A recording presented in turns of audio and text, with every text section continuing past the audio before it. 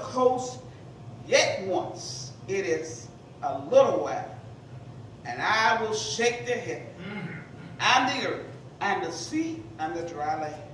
And believe it or not, the earth is very, very dry.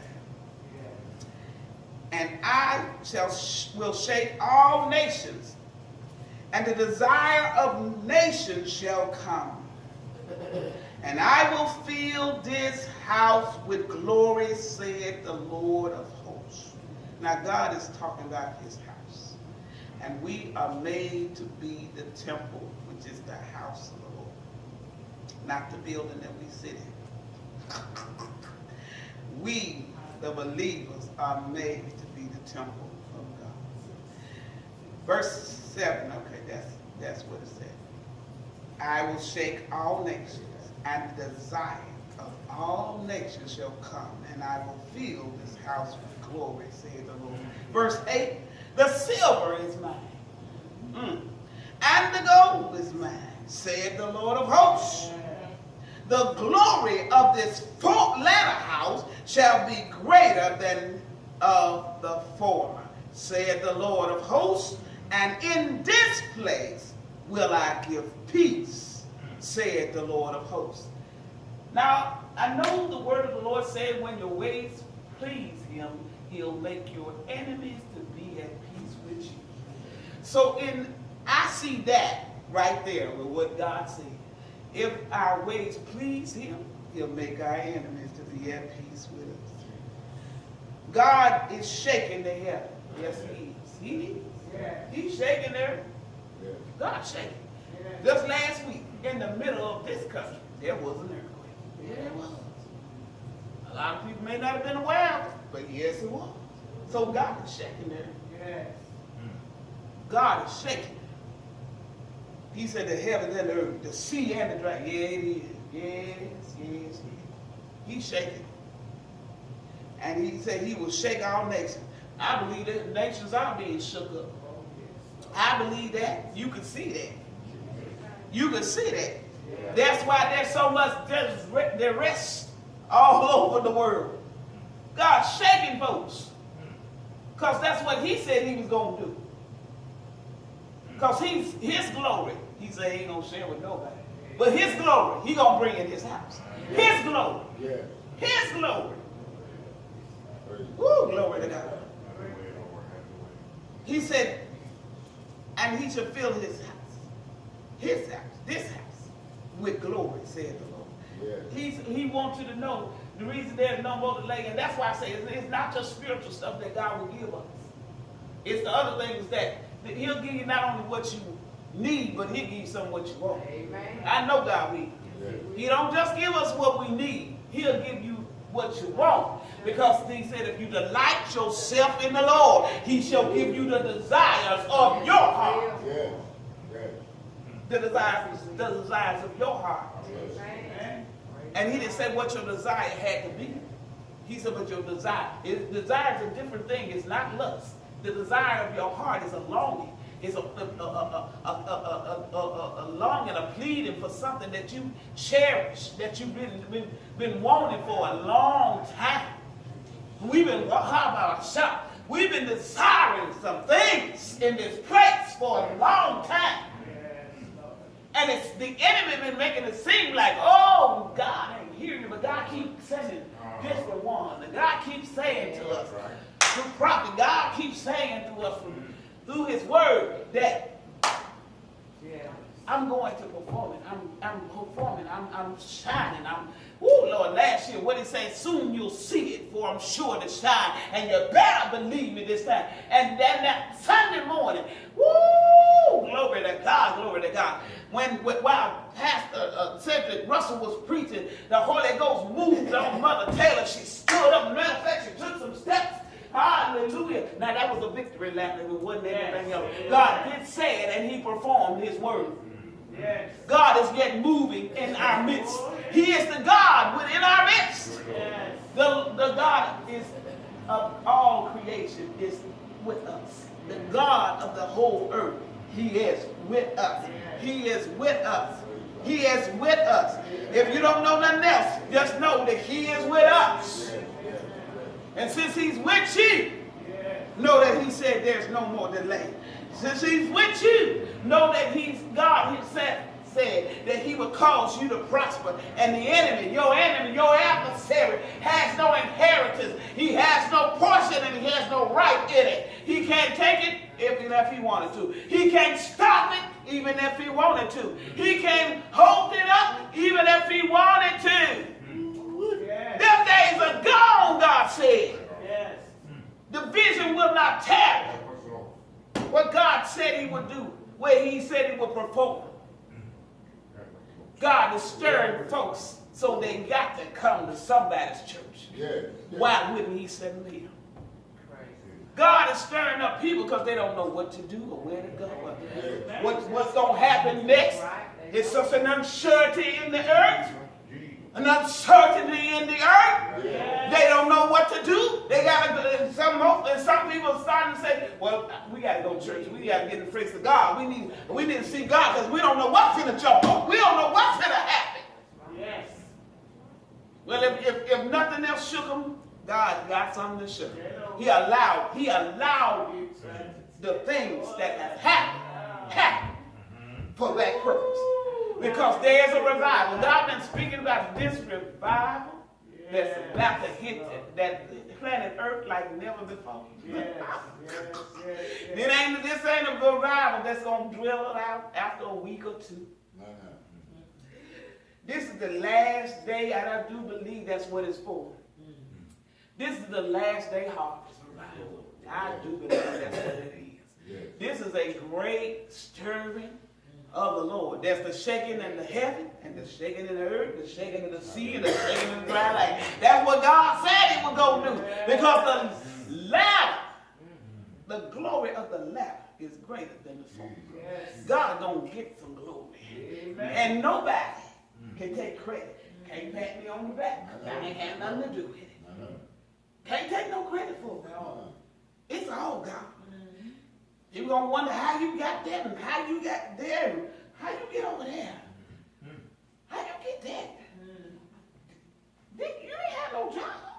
So when you get you and your credit, did you say your credit was shot? Who you know? Oh, hey, that's how folks go. Who you know? Yeah, there you go. Yeah. I know a man. Hey, glory to God. God is moving. He's moving. And if you don't know that he's moving, I want to challenge you to get to know that God is moving. He has spoken expressly by his Holy Spirit in the earth. He is moving for us. And he's yet moving in our midst. He's not just behind the scene. He's in the God that is going before us. He's not just behind. He's in front. He's not just within. He's in front of us. Yes. See, because so when you got tired of the delay. Some of us in the past, and I was guilty of it too. We put sometimes get the cart before the horse. We run past God instead of waiting on God. We done run past God, and instead of doing our part, we start doing his part. Messed up, out of order. And he had to help us learn that lesson. I learned that one though. Don't get ahead of God. That ain't a good thing to do. You get ahead of God, then you're out of position. If you get out of position, then what you was waiting on, then you got to go back to that place. You got off the road, and you got to get back in that place so you can get the right order. You got to get back in that place. You got to get back in that place where God has called you to. When you got off, you veered off the path. You got to get back in that place. That's what God said. This is why when the delay came, you didn't fully understand it. There have been some words that the Lord has spoke, and it's just been one word, and we didn't fully get the full understanding. And Somebody once told me, you know, you just act like a bird run with Christian. You got part of the message. You took off. You didn't get the whole message. So you don't know the whole instruction. You only know it to a certain extent. So a certain extent. So you might get that portion right, but you're going to the next steps after that. You don't know what to do. You gonna be in error, thinking you in right.